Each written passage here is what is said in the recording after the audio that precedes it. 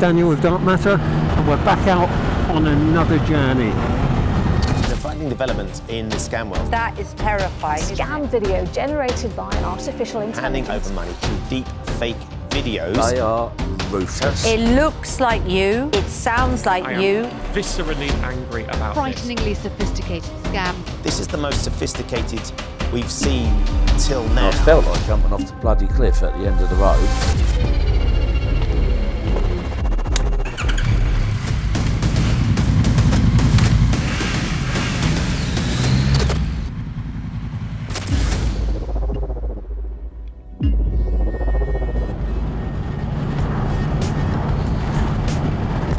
We're back out today for another Altered Britain journey. We're on our way down to Brighton at the minute to go and explore some more detail around how we think AI is going to impact people in the UK. And today's interview is about AI generated content and specifically what it looks like when it falls into the wrong hands. We're going to meet a man called Des today who unfortunately about a year ago fell for a deepfake video financial scam that he saw on Facebook. The deepfake was actually of Martin Lewis, the money saving expert. Des has agreed to do this interview with us because, you know, he's hoping that if maybe somebody watches this, then maybe they can start to learn to spot these things because they are difficult to spot. I think all of us have probably questioned some of the content that gets put in front of us. If it's real or if it's fake. And it's getting harder and harder to spot. Falling for these scams is nothing to be sniffed at. It's not dodgy text messages or very obviously fake phishing emails anymore. This is incredibly difficult to spot. So let's go and find out what Des has got to say.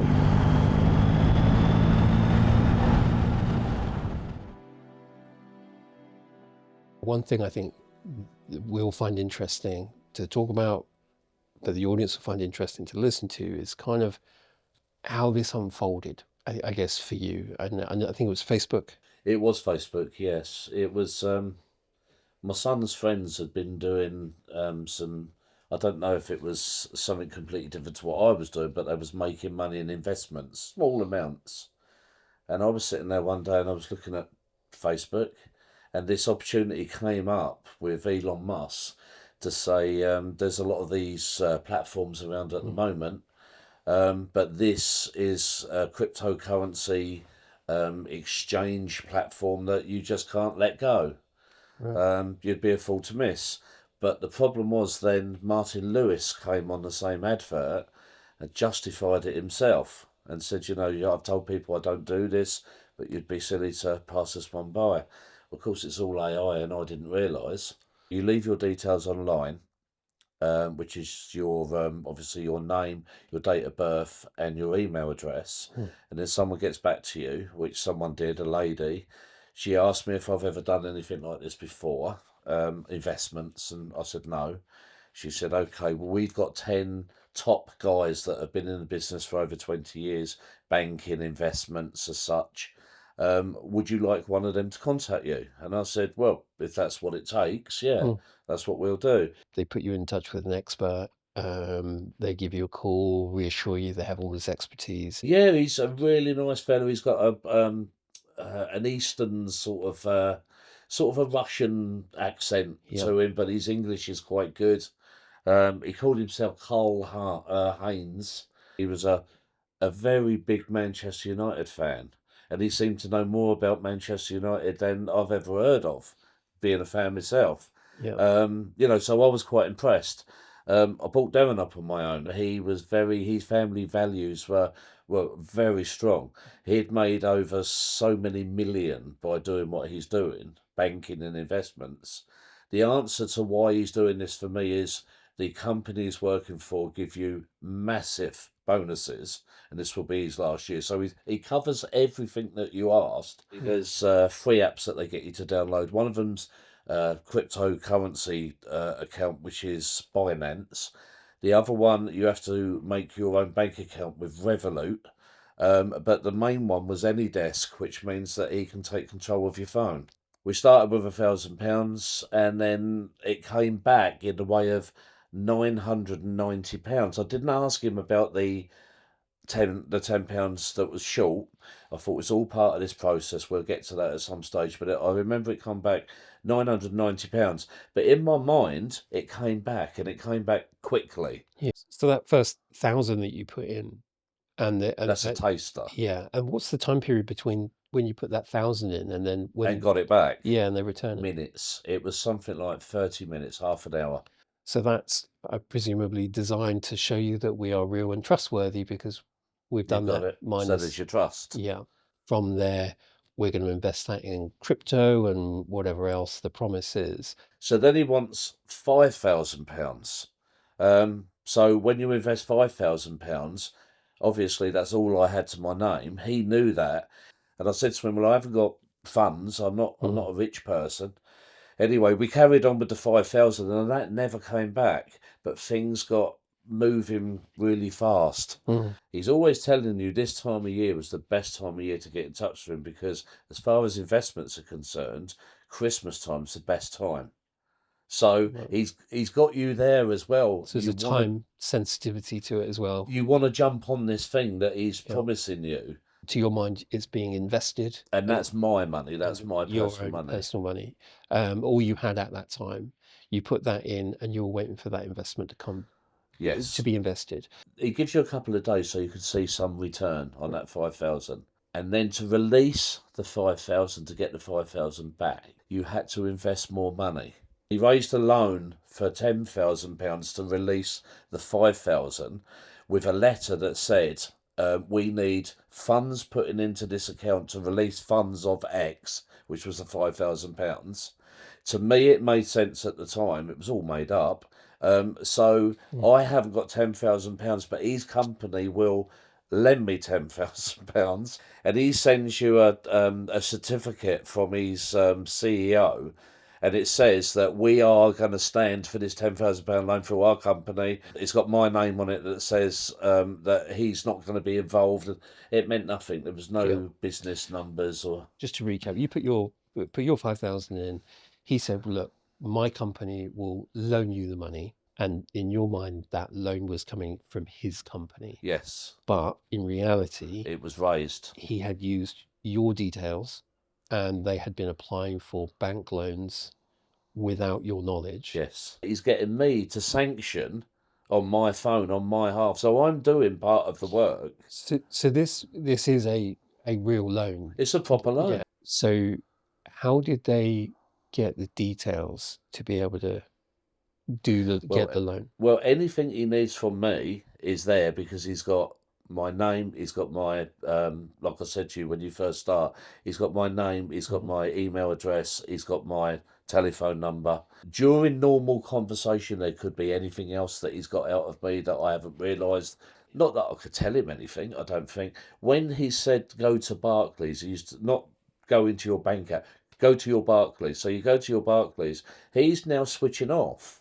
So I can look around my Barclays account safely, but I can't because he's looking. Part of that initial phase was, right, you need to download an app or a piece of software. So he was connected through your phone through this app that he told you to download. Always, yeah. So that was was that OpenDesk or something like that? AnyDesk. AnyDesk. Yeah, so that had been obviously installed. So whatever you were doing on your phone, was that all of the time? All the time, yeah. It was always on my phone. I've got a laptop, but it's so slow. We just used to use my phone. He also points out before you go down the road, and he also repeats it halfway through. Anybody that decides to come on board with him and take this trip, don't go pulling out halfway through, because the amount of massive work that he has to do, and it will be just a waste of time. So you either want to do it or you don't. So then if you look at that on the outside, that's you can't pull out, because he's already told you. So you have a kind of... stay with it. You feel like you probably have an ethical and moral obligation then. Kind of, to state what I told him that I was in. So you, Because once he starts taking your money, I don't care who you are, you all feel a little bit, whoa, he's got my money. You know what I mean? Yeah. No matter how much the amount, you're only human at the end Yeah. of the day. Everybody would sit there as I'm speaking and say, "You idiot! Who would do that?" But believe me, it did sound genuine. It's very hard to explain if you're not involved. It's like I started to look forward to his phone call at night. Yeah. He started to become a friend. Mhm. And that's what they install in you. They have a great conversation about things of interest that you share. So you trust people that do that. Obviously, all he's done is he's spent time on Facebook or wherever, Yeah. and he's found out everything about me. And then after he got the next 10,000, which was about 2 or 3 days after the first one, he then done 10,000, 20,000, and 30,000 in about 40 minutes. Wow. So how much? I mean, 76,000 including 75,000 including my 5,000. wow. As he raised loans, they went out in different amounts. I didn't know where it was going. I didn't ask where it was going, but apparently that's the investment. It goes out to somebody, it turns around, it makes a profit, and it comes back. That's what I thought was going on. I said to him one day, the Binance cryptocurrency, is that a converter? And he went, well, kind of. I said, so we raise money, we send money out, it goes into Binance, turns into cryptocurrency, then it's sold for a profit and we get the profit. And he went, yeah, kind of. He didn't really want to get involved with that. But by now I'm trying to understand, hoping that this profit's coming back is genuine and where it's coming from. Yeah. Darren come downstairs at one of the times I was talking to him, and they were playing a certain rap music in the background. And he said to me, Dad, big rollers like this, these investment companies, they don't sit there listening to rap music.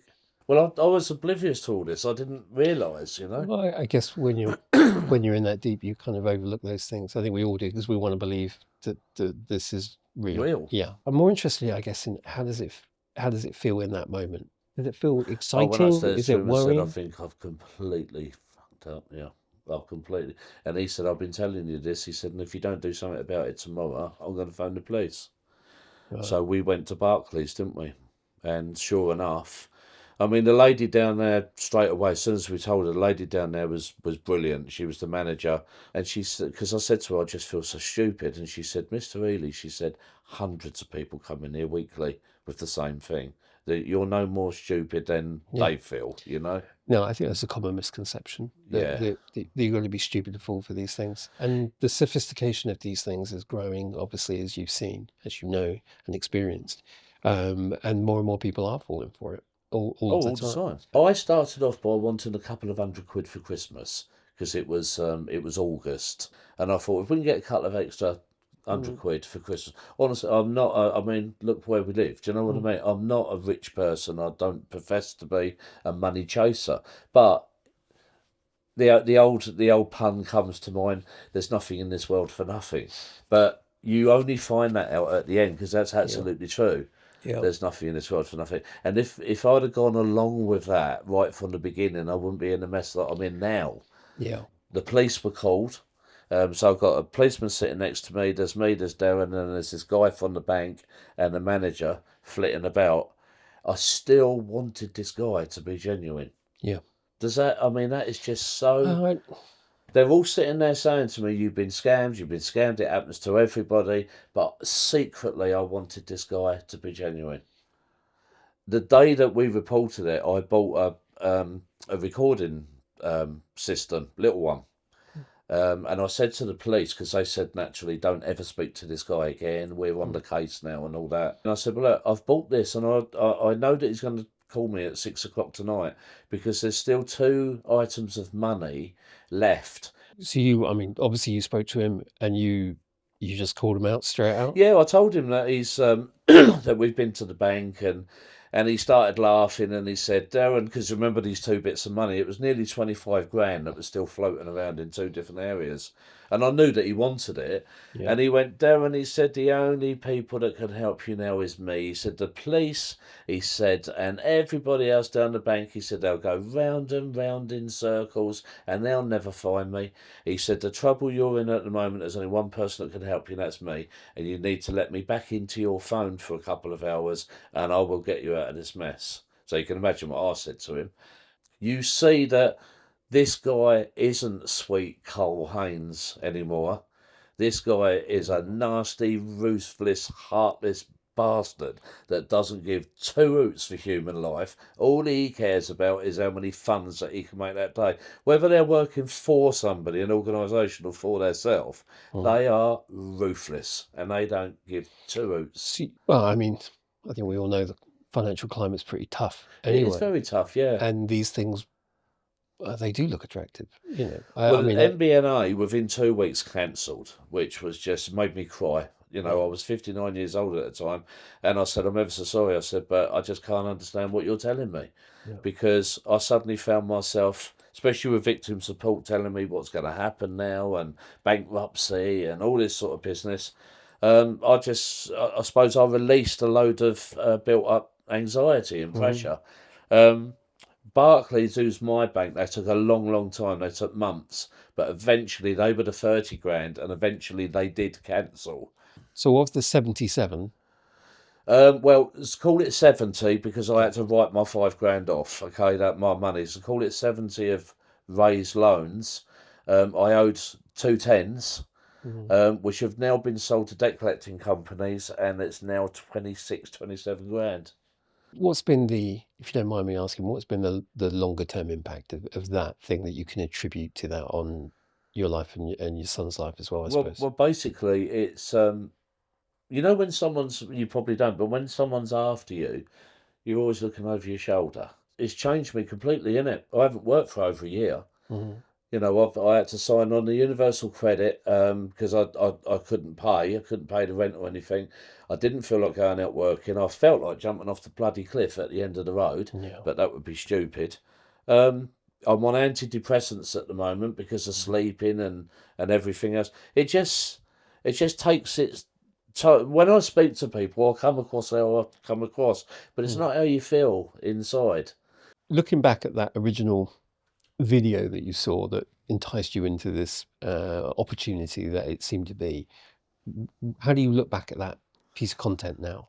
Well, I have looked back at it a few times, and you have to look at the mouth of the people, and you can now see that it's not the people that you think it is. So I would say that I can see these scams now and I just move on. That's one of the biggest things you can do. If it's somebody you recognise, someone very, very famous, because I always use famous people, don't they? Look at their mouths when they're talking. And it's not in line with the words that are coming out, so to speak. And if it is, say if it's a no, their mouth doesn't do that. I mean, it will get better. We know it's going to get absolutely better, but... What's your social media use like now? I mean... Well, my social media is saying happy birthday to people that are on my friends list. I don't lock it up privately because I'm not a tech giant. You know, I don't know how to do a lot of stuff. I just try and follow what everybody else is doing. I just look at it to see if my mate the mechanic round there, he's done something, put something on, we'll have a bit of a laugh. And it's a communication thing more than a learning process for me. I mean, if I see anything that I don't even bother asking you anymore, do I? I just poo-poo it. I just move on.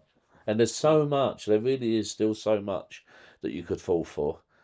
You know, you read these things and you just think, no way. Whereas before, I would go, blimey, that sounds good. And then you listen a little bit more, and obviously they're so clever, these people. What they start writing only gets better as you go along. But because I know now that the outcome is where I am now, I'd never let that happen again.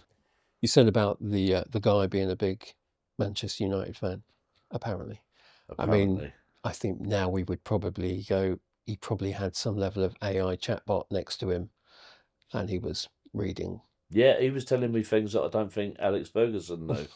So I'm thinking, Well. blimey, this guy really knows his stuff. So again, you see, you're really interested. Yeah. And if I hear anything about United in a couple of days between phone calls, I can't wait to speak to him to tell, did you hear about so-and-so, you know? Yeah. And he would respond in a way that you would expect if he was interested. So, you know, you got to hand it to him. They do their mileage, but it's for a bad cause. He created a friendship with you. Yeah, he did. And then I suppose at that moment where, and I can try and imagine that would be pretty emotional and shocking at that point when you called him out and he just changed. Oh, he did straight away.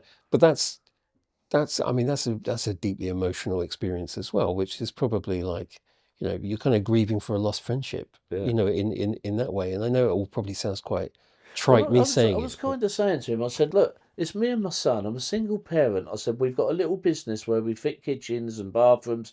But if there's no work, we don't work. And if we don't work, we don't get paid. You know, we're not rich people. We're not wealthy. We're just struggling through life like everybody. Why us? Why have you chosen me? He's just laughing. He thought it was amusing.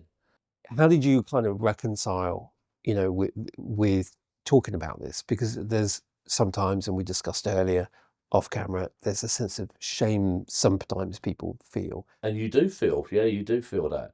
You feel like an idiot. You know, you think because everyone's going to go, you're not as clever as you thought. And, you know, all this sort of thing. The guy we was working for at the time, I was phoning him up saying, don't tell anybody but. And everybody else that you had to speak to but you hadn't been turning up, look, don't say anything but. And then you tell them secretly what's happened. And then I thought to myself, why am I hiding it? It's not something, I know I've done it and I know it's in my name, but I didn't set out to do that. I didn't mean to do it. And I found myself in a situation now. So that's when I decided to tell people, just tell everybody. And then other people will go, do you know what? I was looking at this thing the other day. And everyone's got a story then that comes out. And they were nearly done. I think you're absolutely right. I think we've all got a story. But the problem is, culturally, maybe we don't talk about it enough. No. I'm sure whoever's watching this will kind of go, well, yeah, that could have been me. Because the other thing is, if they think they're being scammed but they're going to carry on, as soon as you shut the door, they'll find out whether they're being scammed or not. Yeah. Because if that person, because I had all this money going out, coming in, it was, as I say, it was also coming back into my accounts in different amounts. It was weird. It was going out as 960, coming back as 670, 740, coming back at 10 grand. So I lost all control of that. I didn't know what was. So that was his department. I just sit back and hope that he knows what he's doing. But he knew exactly what he was doing. He was robbing me. Des, thank you so much. I mean, yeah, no problem at all. It's yeah. I mean, Christ, it's hard to know what to say.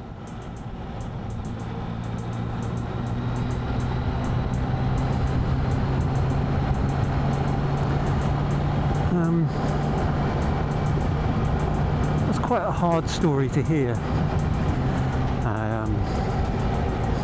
That's a man who lost his house, can no longer work, and he's in a great deal of financial stress and trauma induced by some not so nice people leveraging AI technologies.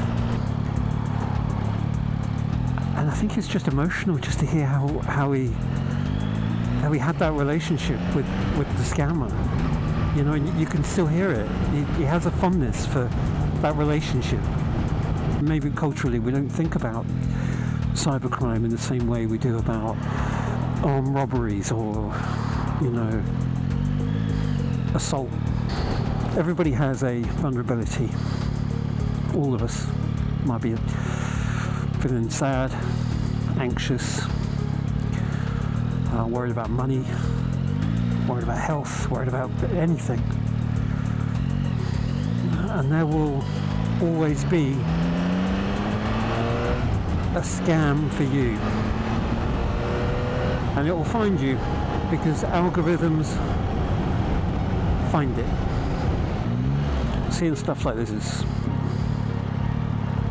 pretty difficult. But this is why we're doing it. If that can happen to just anyone, then how are we going to keep ourselves safe? Maybe that's where we need to turn our attention. Maybe that's where I need to turn my thoughts to. I think scam detection, yeah, it's a thing. There's people out there making scam detection software, which I'm sure is very good.